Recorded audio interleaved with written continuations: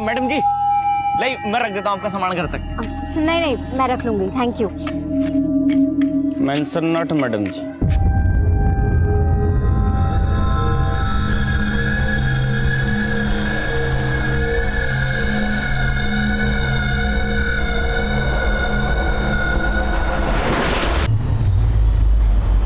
लो, हो गए फिर से दोनों शुरू। तू जब भी करनाल से आता है, इस घर में इस गेम के अलावा कोई बात नहीं चलती। तुझे पता है ना मीनल की शादी सर पे है। हाँ, अरे तुम्हें क्या हो गया? मेरी तरफ से तो पूरी तैयारी है ना। मेरे पे गुस्सा क्यों कर रहे हो? आप लोगों को शिकायत करनी है ना, गीता दीदी की करो। क्या कहा था आप लोगों ने? इस वीकेंड आ जाएगी, आई वो। लो याद किया और आ गया इसका वीडियो कॉल। हेलो, कैसे हैं आप सब? हम सब तुझसे बहुत नाराज हैं। तू आई क्यों नहीं? अच्छा बाबा, सॉरी, नेक्स्ट टाइम पक्का आऊंगी। मैं 1 मिनट में आती हूँ। अरे, ये मीनल को किसका फोन आ गया? अरे उसे तो फोन आते रहते बेटा। तू बता कैसी है, वहाँ सब ठीक है?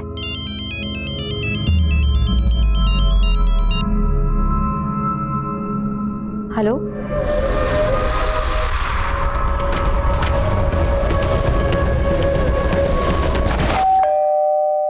इतनी रात को कौन आया होगा? मैं देखता हूँ, रुक।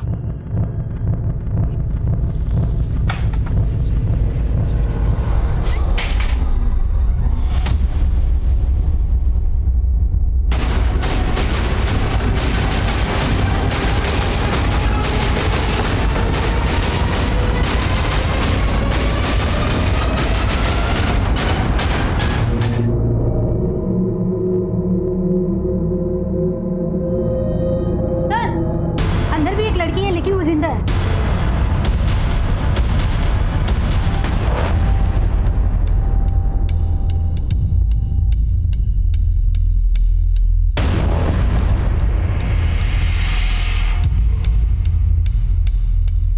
सर, घर में 2 मर्डर हुए हैं और जो लड़की जिंदा है शायद उसके साथ किया गया है। शायद उसको ही मारने का इरादा हो, लेकिन किलर को अंदाजा नहीं हुआ कि वो जिंदा है। माना लूट हुई है, लेकिन बॉडी को गौर से देखो। जिस बेरहमी से कत्ल किए गए, लगता है किसी ने पुरानी दुश्मनी निकाली। हो सकता है मोटिव मर्डर का ही हो और लूट मिसगाइड करने के लिए की गई, ताकि ये लगे कि सारे कत्ल किसी लूटने वाले गिरोह ने किए।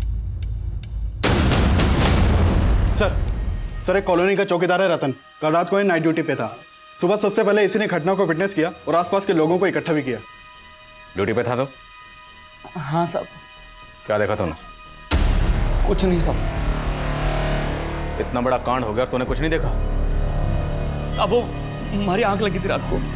सिंह, इसको नींद से जगाओ जरा। साहब मैंने कुछ नहीं किया साहब। साहब विकास, पड़ोसी से पूछताछ करो और देखो आसपास कोई सीसीटीवी है या नहीं। सर,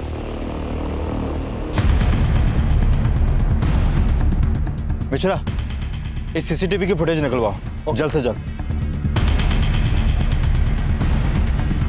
सर, माधुरी आंटी यहाँ अपनी बेटी मीनल के साथ रहती थी और उनका बेटा रामेंद्र करनाल में काम करता था।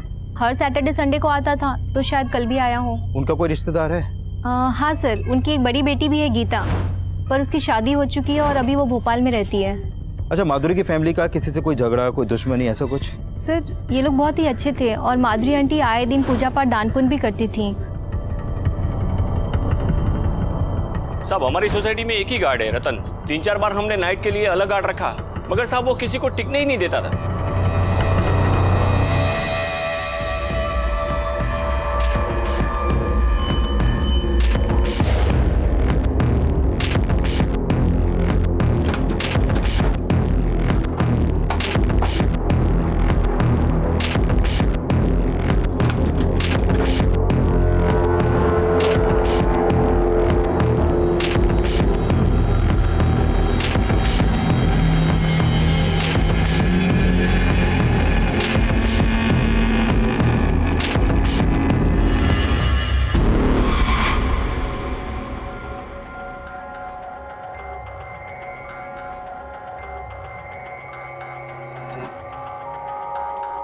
रानी, 8 बज गए, मेरा जूस कहाँ है? लाई पापा। डिसिप्लिन नाम की कोई चीज नहीं है इस घर में। पता नहीं दिन भर क्या करती रहती है। पापा जूस। जूस? पूरे 2 मिनट लेट हो तुम। अब मैं 2 मिनट के लिए तुम्हारे हाथ ऊपर करके तुम्हें खड़ा रखूंगा तो कैसा लगेगा तुम्हें? सॉरी पापा। सॉरी पापा। अब जाओ, तरीका हो सर पे। सुनो, ठीक 9 बजे मुझे नाश्ता तैयार चाहिए। मैंने होमवर्क कर लिया। अरे वाह मेरा बच्चा, शाबाश। अब चलो कमरे में चल के देखते तुमने होमवर्क सही किया या नहीं। आओ चलते हैं। शाबाश।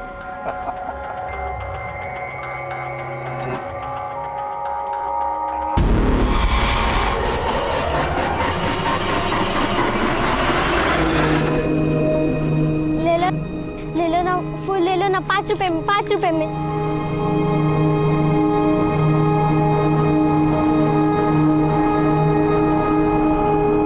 हम जानते हैं कांड तूने किया। बोल तेरे साथ और कौन कौन शामिल था? साहब मैंने कुछ नहीं किया साहब, हमारी गलती बस इतनी सी कि हमारी आग लग गई थी। आखिरी मौका दे रहा हूँ, सच बोल दे, वरना मीनल के होश में आने के बाद सच खुद ब खुद सामने आ जाएगा। मीनल जी जिंदा? जिंदा है। तुम लोगों ने मारने की पूरी कोशिश की थी ना, लेकिन बच गई। साहब ये क्या कह रहे हो साहब? मैंने कुछ नहीं किया साहब, सच कह रहा हूँ, हमारी अम्मा की कसम खा के कह रहे हो साहब। ऐसे नहीं मानेगा, तोड़ो साला। जी बेटा, तुम जिस बस्ती में रहते हो ना बेटा, वहां वैसी बहुत गंदगी होती है ना? तो अगर तुम रोज नहाओगे नहीं बेटा, फिर बीमार पड़ जाओगे, है ना बेटा? पापा जी, कितनी बार कहा है तुमसे मेरे कमरे में नॉक करके आया करो। पापा जी वो चाय एक्चुअली। जो कहना बाद में कहो, जाओ भी यहाँ से। जी।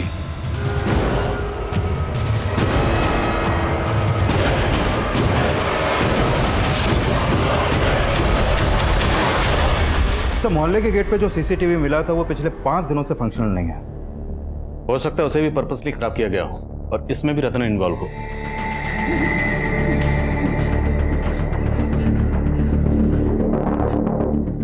अब बोलेगा सच? साहब मैं कसूर साहब, मैंने कुछ नहीं किया, मुझे डाले दीजिए साहब, बहुत डर लग रही साहब। अभी भी इसकी गर्मी निकली नहीं, इसको और लेटाओ बर्फ की सिली पे, तब ये सच बोलेगा। मैंने कुछ नहीं किया साहब। साहब मैं आपको एक बात बताना चाहता हूँ साहब। बोल। साहब उस दिन ना मैंने आप ही के लोगों को देखा था साहब। हमारे लोगों को?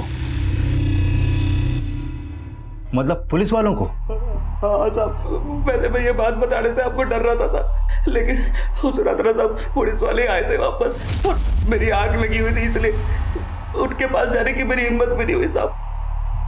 साहब वहाँ पर रात काफी थी साहब, इसलिए अंधेरे में किसी का चेहरा नहीं देख पाया और सबने पुलिस की वर्दी पड़ी हुई थी साहब।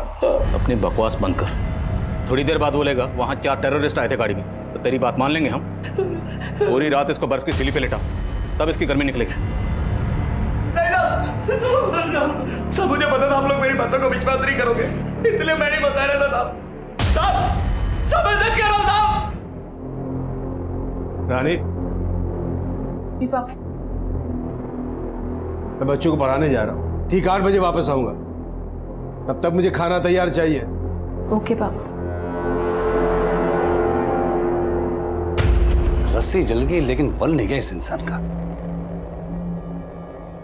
गनीमत समझो तुम्हारी शादी मुझसे करवा दी पापा ने। हाँ तुम्हारे लिए तो अच्छा है ना, लेकिन मेरा कहने को मैं इस घर का जमाई हूं, लेकिन मेरी औकात कुत्ते से ज्यादा नहीं है। और ये तुम्हारे बाप का कमीनापन है। शायद आप बने, जबान संभाल के बात करो। तुम अपने पापा को संभालो ना। ये बच्चे पढ़ाने की समाज सेवा के नाम पे वो जो कुछ भी कर रहे हैं, इसका अंजाम क्या होगा तुम्हें कोई अंदाजा है?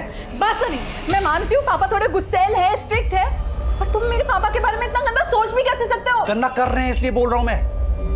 तुम्हारे पापा क्या कर रहे हैं, क्या करतूते कर रहे हैं, वो सब मैं देख चुका हूं। तुम्हारे पापा के चक्कर में हम सब फंसने वाले हैं। एक भी बच्चे के अगर माँ बाप को यह पता लग गया ना, तो हम सबके सब जेल पे चले जाएंगे।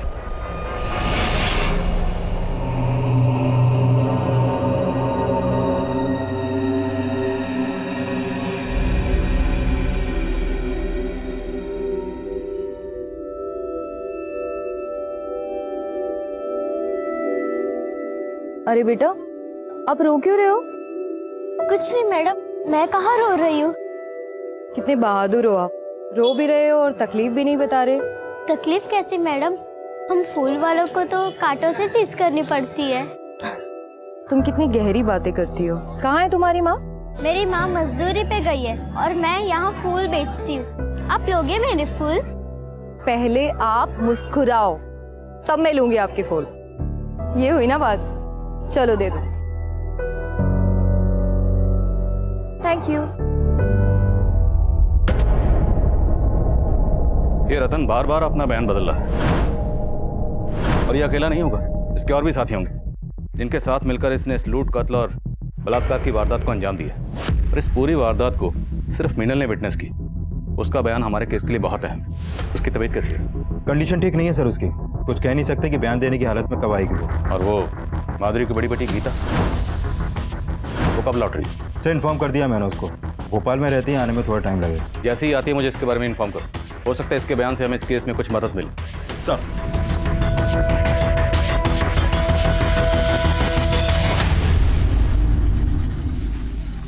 माँ, वो आंटी बहुत अच्छी है, उन्होंने मेरे सारे फूल ले लिए।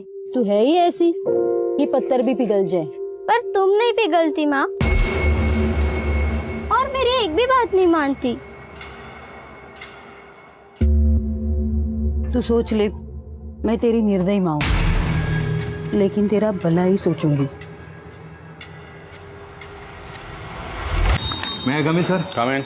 सर फॉरेंसिक टीम को माधुरी के घर से ऐसे कोई भी अननोन फिंगरप्रिंट्स नहीं मिले हैं जो क्रिमिनल से बिलोंग करते हो। शायद क्रिमिनल्स ने हैंड ग्लव्स पहने होंगे। सर रतन बोल रहा था कि वहां पर पुलिस की वर्दी में लोग आए थे, लेकिन मैंने पेट्रोलिंग टीम से चेक किया, उस रात वारदात के दौरान वहां पर कोई भी पीसीआर नहीं गई थी। मतलब ये रतन झूठ बोल रहा है। हो सकता है उसने खुद ही किसी गैंग को एंट्री दी। लेकिन सर रतन के कॉल रिकॉर्ड में इसका कोई क्लू नहीं मिल रहा। एक बात और सर, मैं मीनल का इलाज कर रहे डॉक्टर से मिला था, उन्होंने कंफर्म किया कि मीनल के साथ, लेकिन सर मीनल की बॉडी पर से सिर्फ एक ही पीस का डीएनए मिला, जबकि हम मान रहे थे कि इतनी बड़ी लूट और हत्या को कई लोगों ने अंजाम दिया होगा। मीनल की बॉडी पर जो डीएनए सैंपल्स मिले उसे रतन के डीएनए सैंपल से मैच करवाने की परमिशन निकलवाओ। सर रतन, रविंदर, माधुरी और मीनल, इन सब के कॉल रिकॉर्ड चेक किए। सर मीनल के नंबर पे एक सस्पिशियस नंबर मिला है, और पिछले काफी समय से मीनल की इस नंबर पे बातें हो रही थी। किसका नंबर है? सर दीपक शर्मा, गुरुग्राम के सेक्टर 15 का रहने वाला है, और सर घटना के 2 दिन पहले से ये गायब है। इसके घर पे भी ताला लगा है। तब पता चला है कि मीनल के साथ इसकी शादी होने वाली थी। ये मीनल का मंगेतर है? जी सर। तो इसका इस लूट और से क्या कनेक्शन हो सकता है?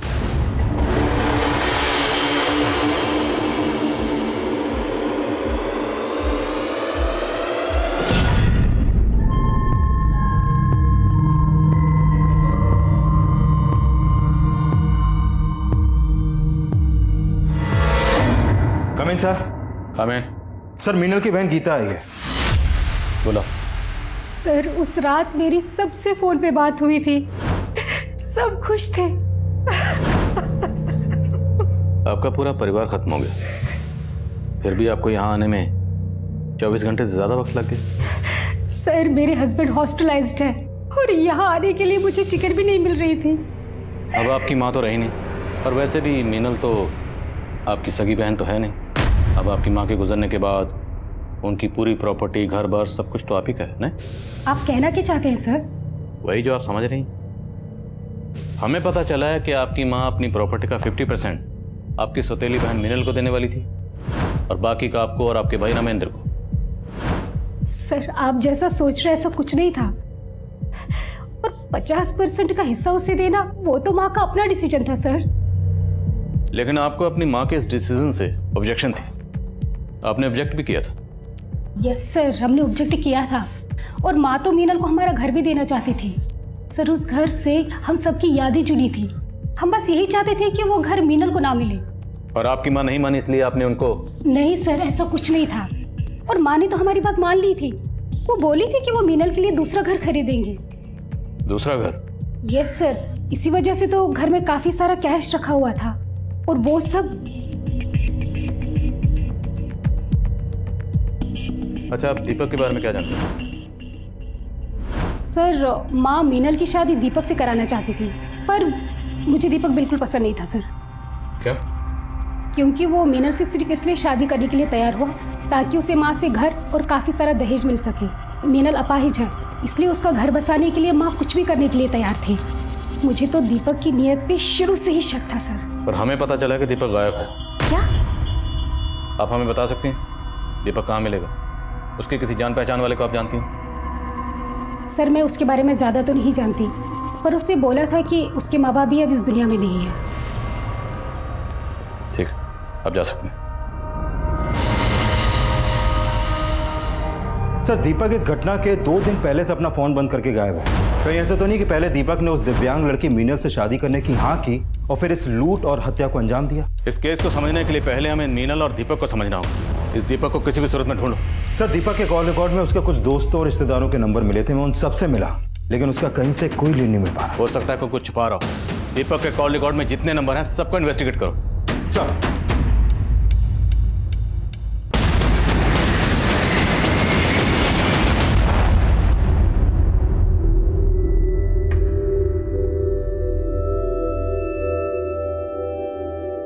लाओ मैडम, मुझे दे दो, मैं संभालती हूँ इसे। हाँ, इसे थोड़ी देर के लिए तुम ले लो।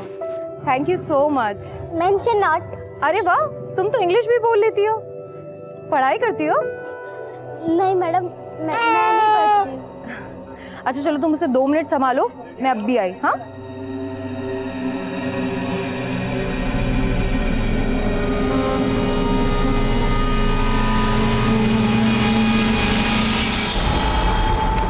Coming sir. कमिंग। सर अपने खबरी दीपक के दोस्तों पे नजर रखे हुए थे सर। उन्होंने उनमें से एक दोस्त को सेक्टर 17 के घर में जाते हुए देखा है सर। हो ना हो दीपक वहीं पे छुपा बैठा है।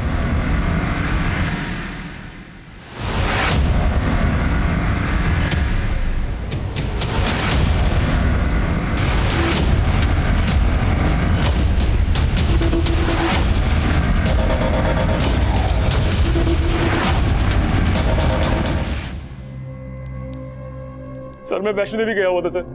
मैं एक प्रीपेड नंबर यूज करता हूँ, इसलिए मेरा मोबाइल बंद हो गया था सर। लेकिन जब मैं गुरुग्राम वापस आया, मुझे मालूम चला कि मीनल की फैमिली के साथ ये सब हो गया है। मैं बहुत डर गया था सर, इसलिए छुप गया था। तो डर इसलिए रहा था क्योंकि तू इस सब में शामिल है? नहीं सर, मेरा इसमें कोई हाथ नहीं है सर। सर मैं तो मीनल से मिलने के लिए हॉस्पिटल भी गया था, लेकिन आप सबको वहां देखकर मेरी हिम्मत नहीं हुई सर। तो मैं जानता हूँ कि गीता मुझे पसंद नहीं करती, और मैं ये भी जानता हूँ कि सबसे पहला शक उसका मेरे पे ही आएगा सर। उसी डर से मैं छिपा हुआ था सर। आखिरी मौका दे रहा हूँ, सच बोल दे। नहीं सर, ऐसा कुछ भी नहीं है सर, मैंने कुछ भी नहीं किया। ला प्रसाद से दीपक के डीएनए को भी मीनल की बॉडी पर मिले के डीएनए से मैच करवाओ। मीनल की तबीयत कैसी है? सर धीरे धीरे रिकवर कर रही है वो, लगता है बहुत जल्द बयान देने की हालत में होगी।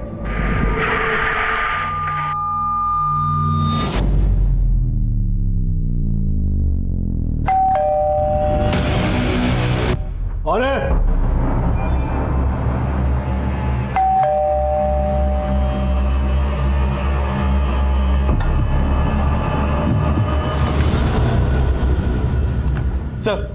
सर कंट्रोल रूम में फोन आया था। सेक्टर 21 के एक घर में मर्डर हुआ है।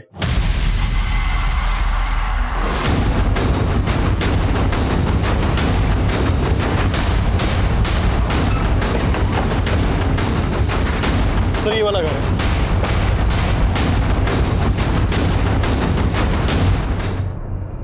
सर ये कर्नल अनंत चौधरी हैं, अपने बेटी और दामाद के साथ यहाँ रहते थे। इनके साथ जब ये हादसा हुआ घर में यहाँ कोई नहीं था, और सुबह जब इनके बेटी दामाद यहाँ पहुंचे तो उन्होंने ये सब देखा। बेटी और दामाद कहाँ? सब आ रही हैं।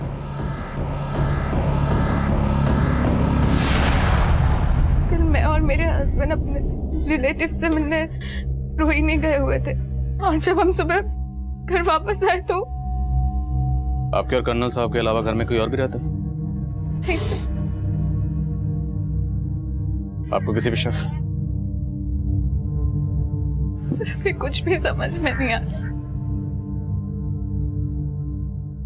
कर्नल चौधरी के बारे में सब कुछ पता लगा उनकी बेटी और दामाद जो उनके बारे में कह रहे हैं उसमें कितनी सच्चाई? सर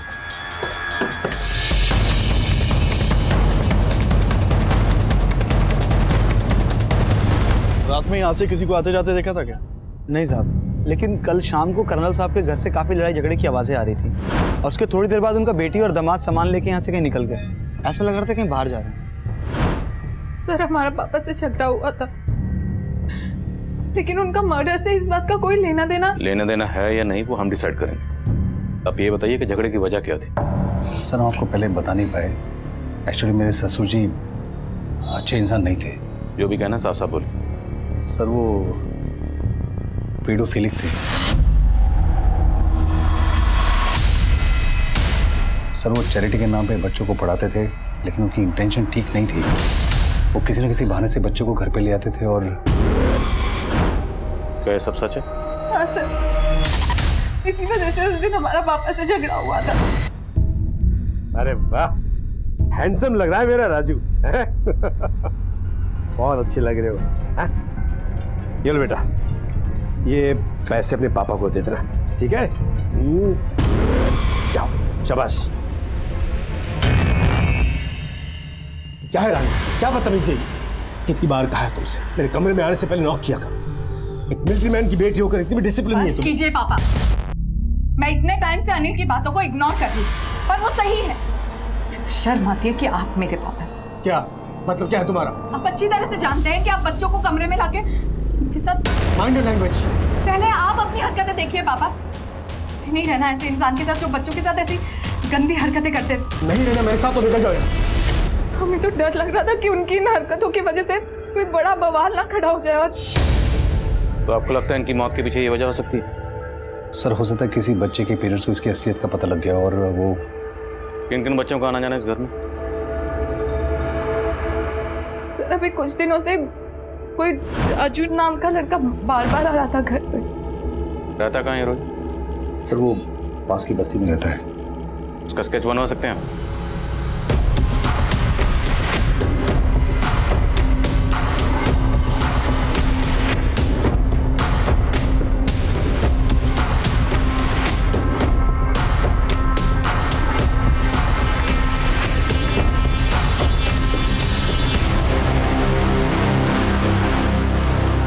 एक बात बताओ, वैसे तुम रहती कहाँ हो?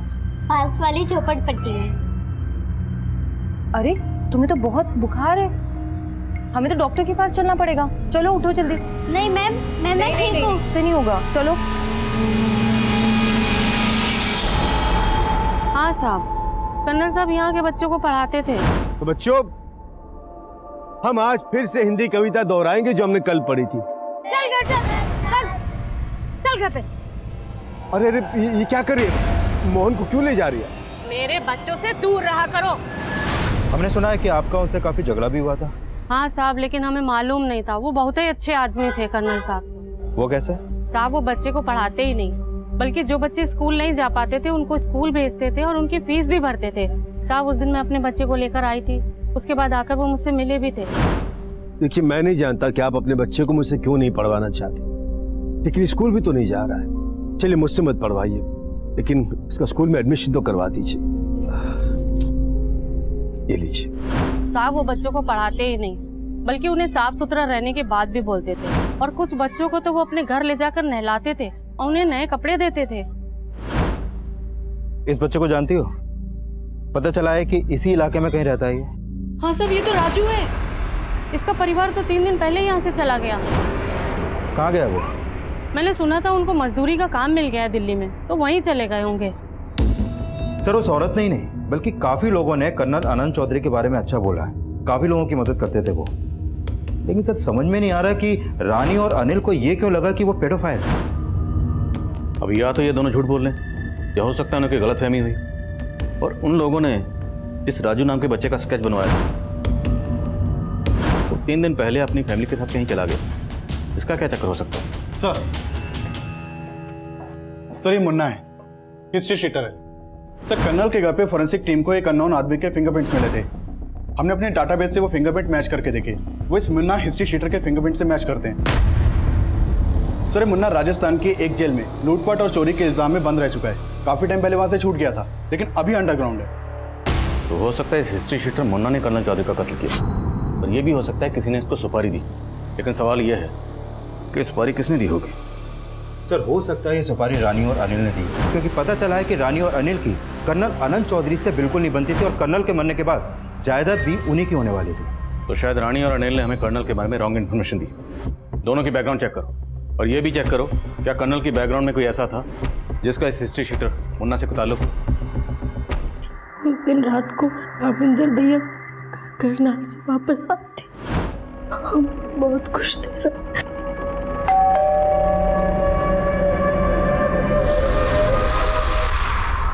कौन है? दरवाजा खोलिए, पुलिस। पुलिस? क्या हो गया? जी पर बात क्या है? ये माधुरी जी का घर है ना? जी। आपसे एक केस के बारे में बात करनी है। दरवाजा खोलिए।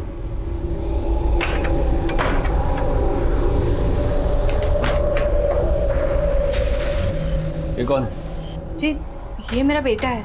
और उसने तो कहा था घर पे सिर्फ बुढ़िया और लड़की रहती है, फिर ये कहाँ से आ गया? उन चारों ने पुलिस की यूनिफॉर्म पहनी थी। हाँ सर। सर मतलब रतन वाकई में सच बोल रहा था कि उस रात पुलिस यूनिफॉर्म में कोई गैंग आया था। लेकिन ऐसा कौन सा गैंग हो सकता है जो पुलिस यूनिफॉर्म पहन के इस तरह का कांड करे? पता करो, क्या पहले भी कभी किसी गैंग ने इस तरह का कांड किया? सर अरे तुम्हें तो बुखार था ना, तुम बेडरूम से यहाँ क्यों आई? और ये एप्पल मैं तुम्हारे लिए लेकर आई हूँ। मेरा बुखार तो उठ गया, और वैसे बिना छोटू बेबी को देखे मेरा मन नहीं लगता। और छोटू बेबी का भी तुम्हारे बिना मन नहीं लगता। वो क्या है, छोटे बेबी को दूर से ही प्यार, वो क्या कहते हैं, इन्फेक्शन। हाँ देखो छोटू बेबी, तुम्हारी मासी कितनी समझदार है। मैं मासी हूँ? सरिता मासी। मासी? सरिता मासी? कम इन सर। काम। सर माधुरी के घर पे हुए अटैक से कुछ दिन पहले मानेसर हाईवे पर कुछ पुलिस वर्दी पहने हुए लोगों ने एक ट्रक चलाने वाले को उसका ट्रक रोक के लूटपाट की थी, और ये केस मानेसर थाने में दर्ज हुआ था। और उस समय उस ट्रक का हेल्पर किसी भी तरह अपनी जान बचाकर वहां से भाग निकला, लेकिन उसने उन क्रिमिनल्स के स्केच बनवाए थे। ये देखिए सर।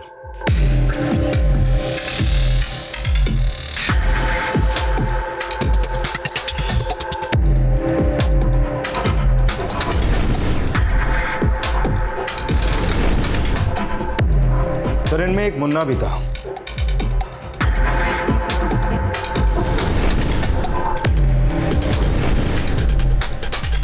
और यही मुन्ना कर्नल चौधरी और माधुरी के घर पे भी मौजूद था।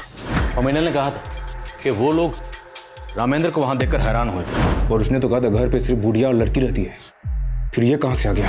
मतलब इन लोगों ने उस घर की पहले रैकी की थी। ये लोग अच्छी तरह से जानते थे कि उस घर में सिर्फ माधुरी और मीनल रहते, इसलिए उस घर को टारगेट किया गया। सर ये कर्नल चौधरी अपनी बेटी और दामाद के साथ उस घर में रहते थे, और जब ये दोनों ही घर में नहीं थे उसी समय यह हादसा हुआ। अब सर ये कोइंसिडेंस है या फिर कोई साजिश, कुछ समझ में नहीं आ रहा। और ये चक्कर भी समझ में नहीं आ रहा कि जो बच्चा राजू कर्नल चौधरी के घर पर अक्सर आता जाता था, वो अचानक अपनी फैमिली के साथ कहाँ गायब हो गई और क्यों?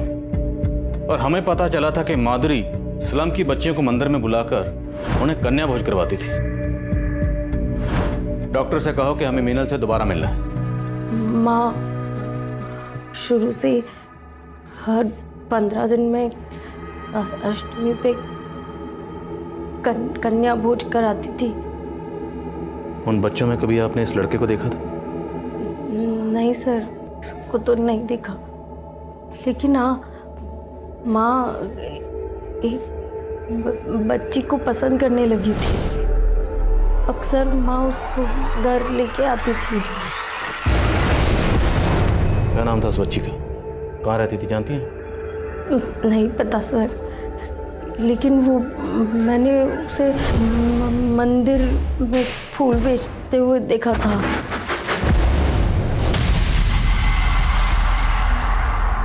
आप उसका स्केच बनवा पाएंगे?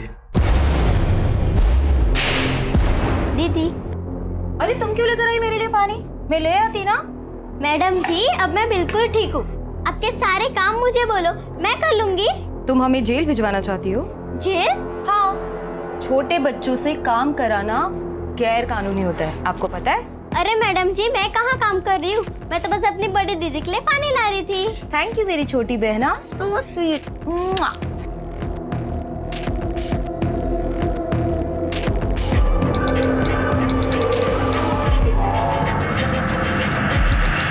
सर मीनल ने जिस बच्ची का स्केच बनवाया था मैंने इसके बारे में मंदिर में पता किया, लेकिन सर ये काफी टाइम से वहां पर देखी नहीं गई है।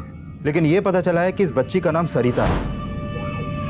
और सर जितने भी लोगों से मैंने इस बच्ची के बारे में पूछताछ की, निकलकर यही सामने आया कि बच्ची सरिता माधुरी के घर पे हुए अटैक से पहले ही गायब हो गई थी। और वो बच्चा राजू, वो भी कर्नल के घर पर अटैक होने के 2 दिन पहले गायब हुआ था। लेकिन सर इन बच्चों का मुन्ना जैसे हिस्ट्री शीटर से क्या कनेक्शन हो सकता है? कुछ ना कुछ कनेक्शन तो है विकास। अब क्या कनेक्शन है ये पता लगाना होगा। खबरियों को काम पे लगा, दोनों केसेस की इंफॉर्मेशन निकलो। सर, हमें ऐसा लग रहा था कि राजू और सरिता ऐसे दो चेहरे थे जो इन दोनों ही केसेस को जोड़ने वाली कड़ी थे, लेकिन उनका हिस्ट्री शीटर मुन्ना से क्या कनेक्शन हो सकता था, ये जानने के लिए हमने दिल्ली, हरियाणा और राजस्थान के तकरीबन सारे पुलिस स्टेशन की पुरानी फाइलों को छान मारा। पुलिस टीम और खबरियों की दिन रात की मेहनत के बाद हमारे हाथ ऐसी इंफॉर्मेशन लगी जिसने इस केस का एक अलग ही पहलू हमारे सामने रख दिया। मादरी और कर्नल चौधरी के घर पर लूट की वारदातों को अंजाम देने वाला कोई और नहीं बल्कि यही गैंग है, फ्लीचर गैंग।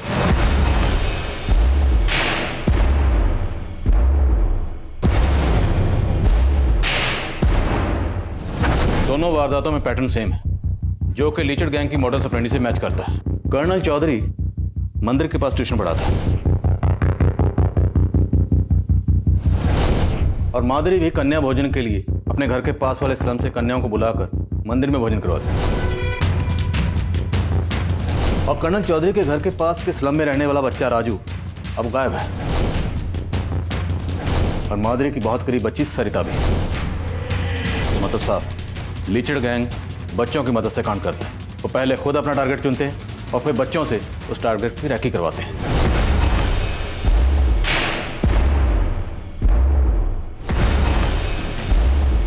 और हो सकता है कि शायद ये दोनों बच्चे लीचड़ गैंग के लिए काम करते हैं।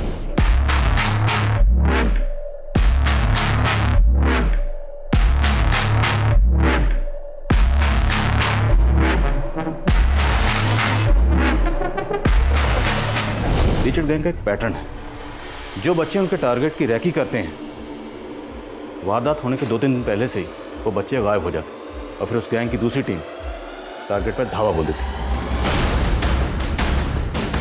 यह है लीचड़ गैंग का लीडर राजबल, 8 कत्ल और लूटपाट के केसेस में वांटेड है। इससे पहले इस गैंग के सामने सारे केसेस की एक एक डिटेल स्टडी करो, खबरों को काम पे लगाओ। इससे पहले ये गैंग किसी और को अपना टारगेट बनाए, हमें इस गैंग को धरना है किसी भी सूरत में। सर, दीदी, आपके साथ आपके पति नहीं रहते? नहीं, वो फौज में रहते हैं, मगर जब आएंगे मैं तुमको उनसे मिलवाऊंगी, ठीक है? पर मैं तो आज ही जा रही हूँ। आज ही जा रही हो? कहाँ जा रही हो तुम? मेरी माँ को नया काम मिला है सोहना में, तो हम वही जा रहे हैं आज। तुम आज ही जा रही हो और तुमने मुझे बताया भी नहीं? खैर छोड़ो, सोहना में कहाँ, हम तुमसे वहां पर मिलने आएंगे। वो तो पता नहीं, पर हाँ, मैं अपनी माँ से पूछकर आपको फोन करूंगी। पक्का? पक्का। ठीक है, बाय दीदी। अब मैं जाऊँ? नहीं, 1 मिनट रुको।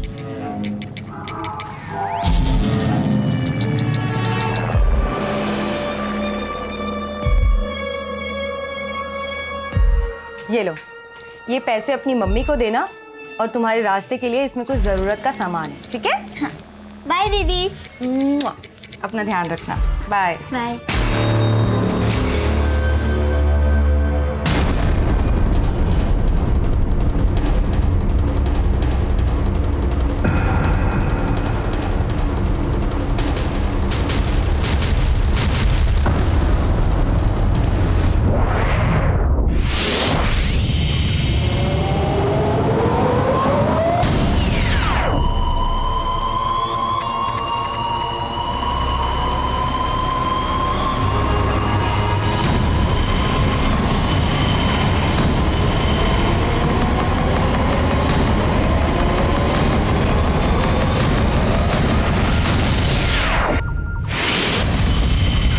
हाँ जगत बोलो।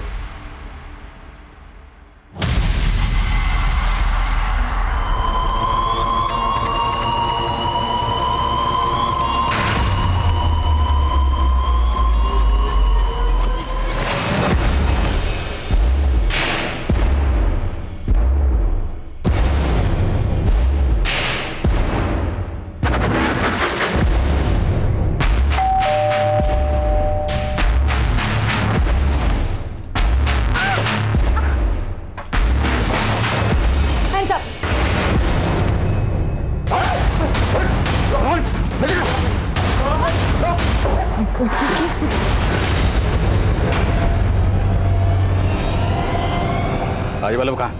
बोलो। यहाँ हमने अनीता के घर में होने वाली लूट की कोशिश को नाकाम कर दिया था। लीचड़ गैंग के लिए काम करते ना? नहीं साहब, हम किसी लीचड़ गैंग के लिए काम नहीं करते साहब। हम तो वहाँ चोरी करने गए थे सर। सरिता ने उस घर की रेकी की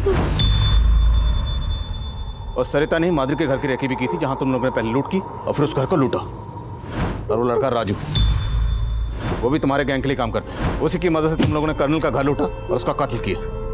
साहब हमने किसी का कत्ल नहीं किया साहब, और हम किसी भी सरिता और राजू को भी नहीं जानते साहब। झूठ बोलता, ऐसे नहीं मानेंगे, तोड़ो इन्हें। ये सब अपने आदमियों को बचाने की कोशिश कर रहे हैं। सर इनमें से तो कोई सच ही नहीं उगल रहा है। एक बार फिर से नेता को मिलते हैं, हो सकता है वो हमें सरिता के बारे में कुछ ऐसा बता सके जिससे हमें राजवल्लभ और उसके बाकी आदमियों तक पहुंचने में मदद मिले। Right sir. जब सरिता यहाँ से गई थी तो उसने आपसे कुछ कहा? कोई भी ऐसी बात जो हमें उन तक पहुंचने में मदद कर सके? सर मैंने जब उसे 2000 रुपए दिए थे तो वो 10-15 मिनट के बाद फिर से मेरे पास वापस आई थी। ये लो, ये पैसे अपनी मम्मी को देना और तुम्हारे रास्ते के लिए इसमें कुछ जरूरत का सामान है। दीदी। सरिता क्या हुआ, तुम रो क्यों रहे हो? दीदी मुझे माफ कर दो। माफ कर दो? लेकिन हुआ क्या? दीदी आप चले जाओ वरना वो लोग आके आपको मार देंगे। मार देंगे? सर उसी के बाद मैंने आपको सरिता के बारे में इन्फॉर्म किया था। लेकिन हाँ सर, सरिता बोल रही थी कि वो अपने मम्मी पापा के साथ सोना जा रही है। सोना?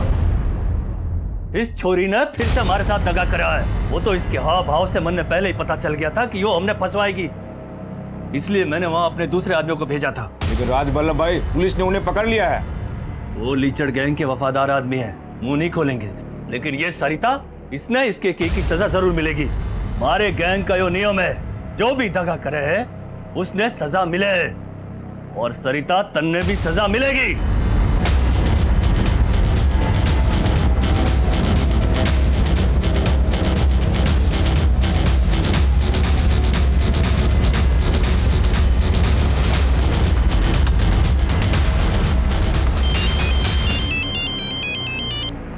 हेलो,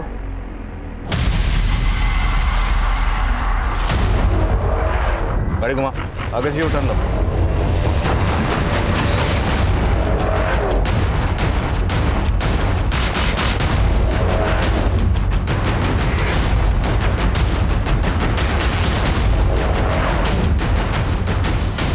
चल हथियार ला।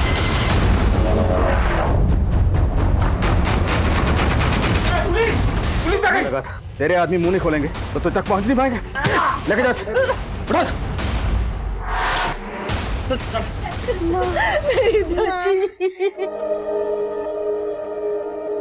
यूं तो सरिता खूंखार अपराधियों के लीचड़ गैंग का हिस्सा थी, लेकिन उसकी मासूमियत ने उसे यह फर्क बहुत जल्दी समझा दिया था कि लालच और हिंसा का अंत हमेशा बुरा होता है। और सरिता समेत बाकी और बच्चों को भी बाल सुधार गृह में भेज दिया गया। दया भाव समाज के समुचित विकास के लिए अच्छा है, लेकिन जज्बातों की रौ में बहकर बिना जांच पड़ताल किए किसी अनजान के लिए अपने घर के दरवाजे खोल देना एक दस्तक है। आप अपने घर में एक जुर्म को दाखिल कर रहे हैं, जैसा कि इस केस में। अब मैं आदिल खान आपसे इजाजत लेता हूं। आपसे फिर मुलाकात होगी एक और नए केस के साथ। तब तक देखते रहिए क्राइम पेट्रोल दस्तक। मकसद बताना नहीं, बचाना है।